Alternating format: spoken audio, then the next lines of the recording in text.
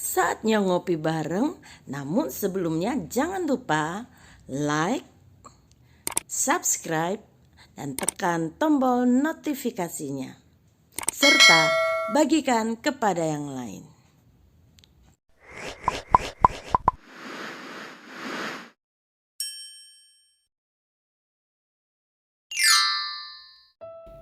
Pekerjaan bukan beban, melainkan anugerah.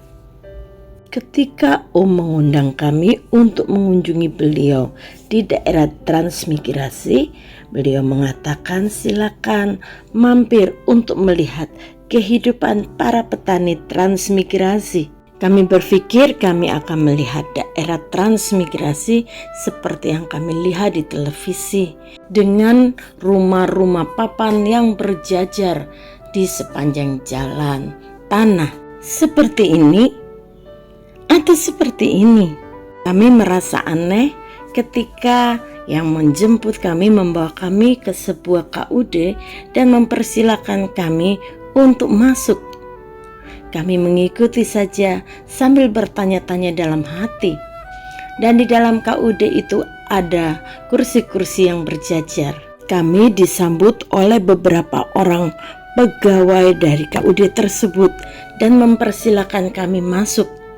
Kami akan duduk di kursi yang ada di ruangan tersebut, tetapi mereka mengatakan, "Oh, tidak boleh duduk di sini." Kami langsung berdiri lagi dan mereka berkata, "Bapak dan Ibu sudah ditunggu di kantor." Kami berpikir lagi, di kantor itu ada siapa? Ternyata om kami bukan petani transmigrasi biasa. Beliau adalah seorang kepala KUD dan seorang petani kelapa sawit yang sukses. Di rumah beliau pun ada sebuah kantor. Shalom saudaraku, hari ini saya berada di ruang, kalau dibilang ruang kerja seorang petani kayaknya nggak mungkin ya. Tapi inilah kenyataannya, seorang petani transmigrasi yang telah bekerja keras berpuluh tahun, petani sawit di desa Pematang Tinggi, Kecamatan Kerumutan, Kabupaten Pelalawan, Riau, menjadi seorang petani yang sukses, yang berhasil, dan beberapa kali mendapatkan penghargaan. Dan semuanya terpampang nyata di sini. Pengkhotbah 3 ayat yang ke-10 sampai 13. Aku telah melihat pekerjaan yang diberikan Tuhan kepada anak-anak manusia untuk melelahkan dirinya. Ia membuat segala sesuatu indah pada waktunya. Bahkan ia memberikan kekekalan dalam hati mereka. Tetapi manusia tidak dapat menyelami pekerjaan yang dilakukan Tuhan dari awal sampai akhir.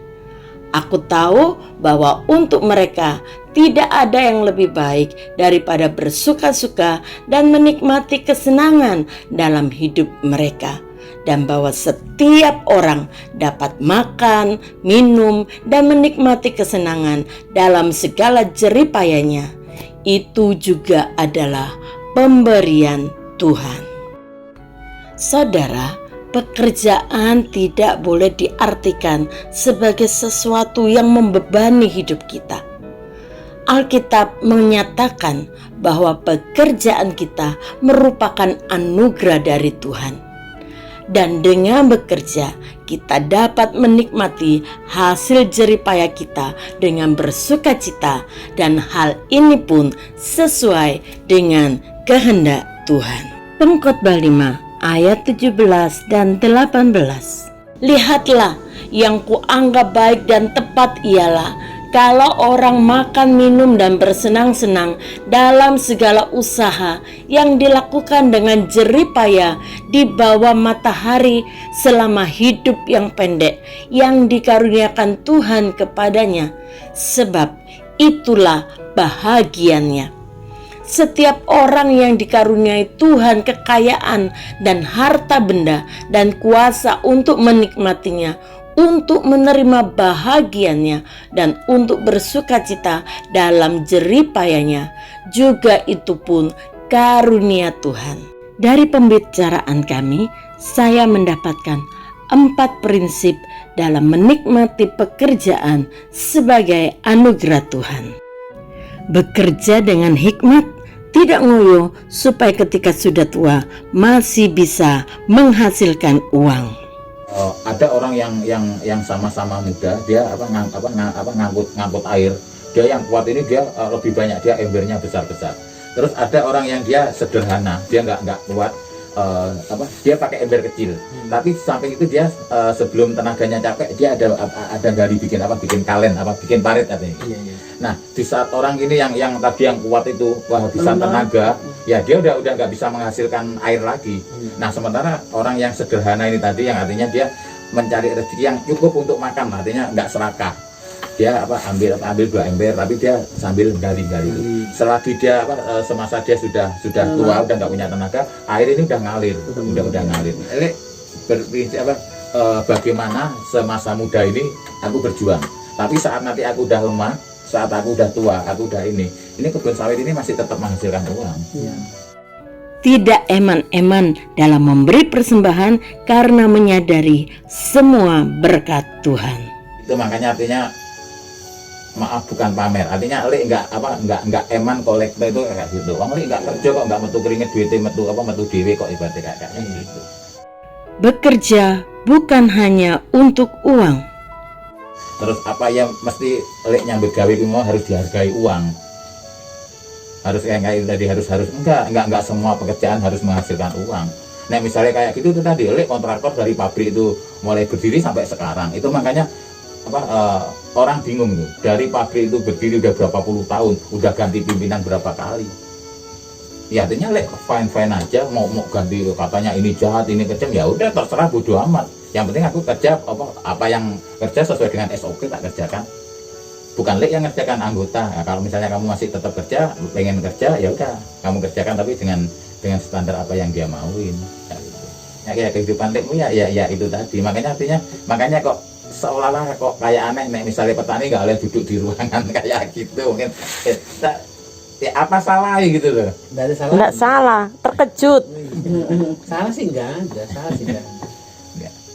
Kami terkenyut Berarti aja. kami ini sekarang mindset kami ini jadi berubah.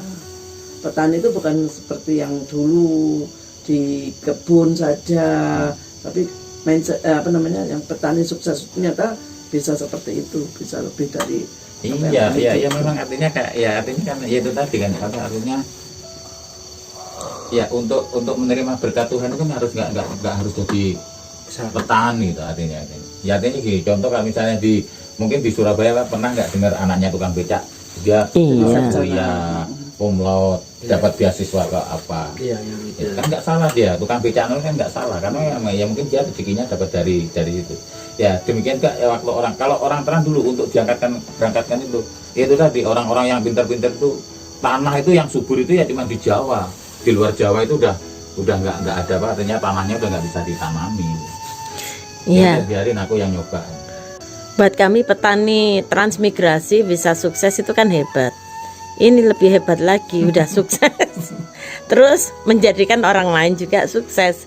Jadi nggak hanya nikmati itu keberhasilan untuk diri, tapi menolong petani lain untuk juga menikmati lebih baik dari kalau nggak diusahakan gitu loh. KUD kan sangat menolong sesama sebagai tugas dari Tuhan. Konsep menolong itu kan, lekmu nolong bukan hanya lewat KUD loh. Iya. Maaf tadi yang aku cerita ada bapak-bapak yang itu punya banyak apa nih, artinya yang sekarang anak itu yang tak bilang si Gultom itu, dia tinggal di Talang Mama. Dia nggak anaknya bayi yang wayan itu tadi, bayi tak kasih pekerjaan dia si Gultom itu di sini tak jemput si wayan yang masih bayi digendong sama budenya sama bulikmu. Yang jemput kita tadi. Yang jemput kita tadi Gultom itu. Oh bukan, yang lain lagi. Itu yang Bali. Dia banyak, mobilnya dia banyak.